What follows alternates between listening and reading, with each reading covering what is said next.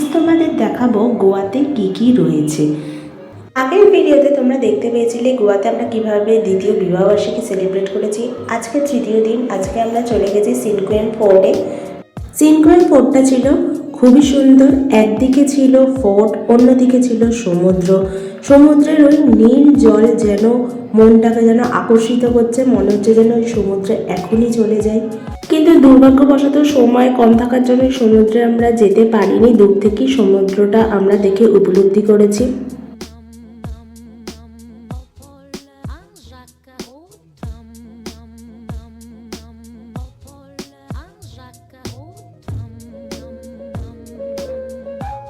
সিনকোয়েন fort থেকে আমরা চলে গেছিলাম আগোরা ফোর্টের উদ্দেশ্যে। আমরা 10 মিনিটের মধ্যে আগোরা ফোর্ট পৌঁছেও গেছি।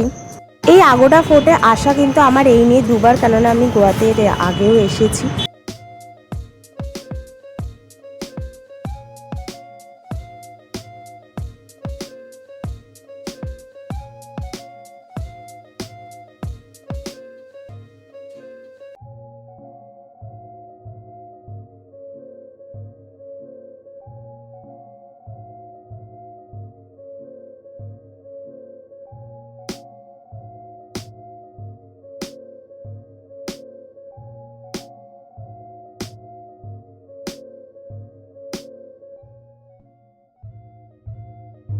আগোরা ফোর্ট থেকে আমরা চলে গেছিলাম ফন্টেনাসের উদ্দেশ্যে, যেটা আমাদের সময় লেগেছিল প্রায় 45 মিনিটের ওপর।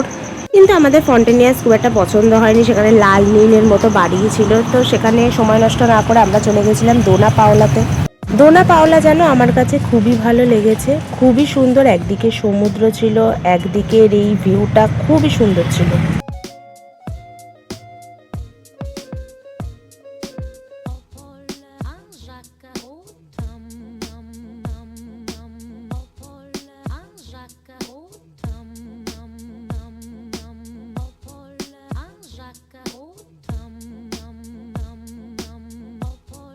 দোনা পাওলা দেখে আমরা এখন হোটেলে ফিরে যাচ্ছিলাম, কেননা আমাদের বিকেলবেলায় এক জায়গায় বেরোনোর কথা আছে। হোটেলে গিয়ে এখন ফ্রেশ হব, খাওয়া দাওয়া করবো, তারপর আবার বিকেলের জন্য রেডি হয়ে বেরোবো। ততক্ষণে তোমরা কিন্তু দেখতে থাকো ব্লগটা।